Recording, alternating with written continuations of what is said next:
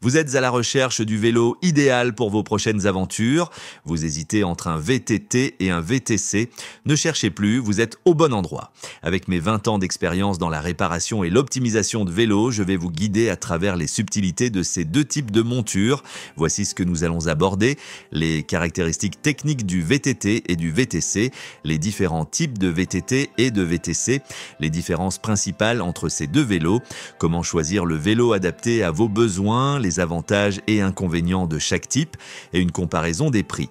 Prêt à plonger dans l'univers passionnant du vélo? C'est parti! Le VTT ou vélo tout-terrain est conçu pour affronter les terrains les plus accidentés. C'est le choix idéal pour les amateurs de sensations fortes et de chemins escarpés. Le VTT se distingue par plusieurs éléments techniques. Son cadre est robuste et renforcé, capable d'absorber les chocs et de résister aux vibrations sur les terrains difficiles. Il est équipé d'une fourche télescopique, un élément clé qui améliore le confort de conduite en absorbant les impacts. Les roues, généralement de 26 à 29 pouces, sont munies de pneus à crampons, ce qui garantit une adhérence maximale sur tout type de surface.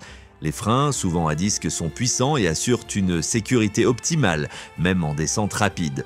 Enfin, le VTT dispose généralement de 18 vitesses ou plus, ce qui est parfait pour les montées raides. Il existe 3 catégories principales de VTT. Le VTT rigide, sans suspension arrière, est simple à entretenir et offre une excellente stabilité.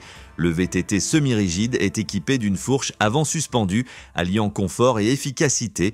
Et le VTT tout suspendu, avec une suspension avant et arrière, absorbe tous les chocs sur les terrains très accidentés.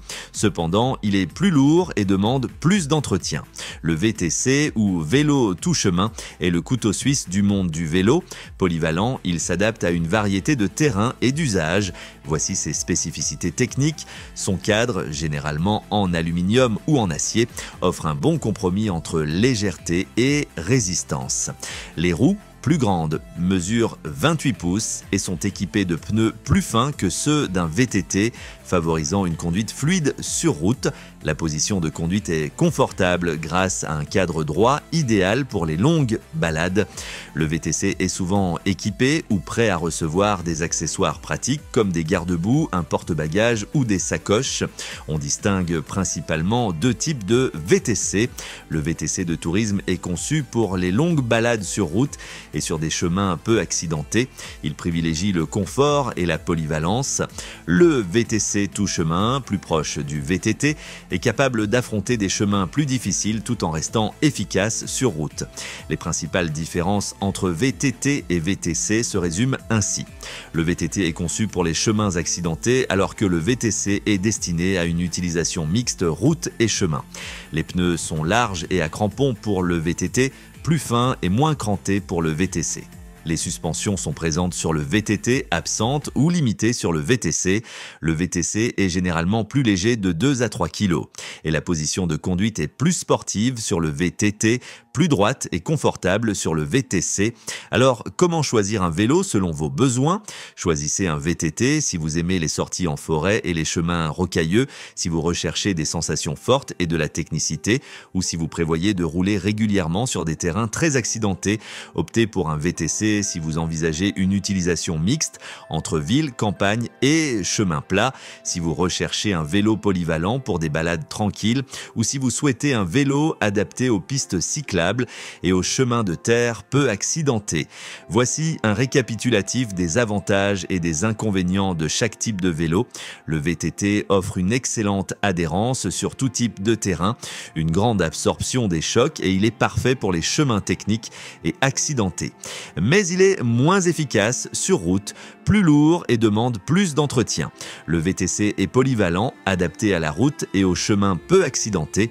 Il est confortable pour de longues distances et facile à équiper pour le tourisme. En revanche, il est moins performant sur les terrains très accidentés et ses suspensions sont limitées ou absentes. Côté prix, les deux types de vélos présentent une large gamme. Pour le VTT, l'entrée de gamme se situe entre 300 et 600 €, le milieu de gamme entre 600 et 2000 € et le haut de gamme dépasse les 2000 €. Pour le VTC, comptez entre 250 et 500 € pour l'entrée de gamme, entre 500 et 1500 € pour le milieu de gamme et plus de 1500 € pour le haut de gamme. N'oubliez pas que le prix n'est pas le seul critère à prendre en compte. La qualité des composants, le confort et l'adéquation avec votre usage prévu sont tout aussi importants. En fin de compte, le choix entre VTT et VTC dépend de vos besoins spécifiques. Si vous aimez l'aventure et les terrains difficiles, le VTT sera votre meilleur allié. Si vous recherchez un vélo polyvalent pour des balades variées, le VTC répondra parfaitement à vos attentes. Dans tous les cas, n'hésitez pas à essayer les deux types de vélos avant de faire votre choix final.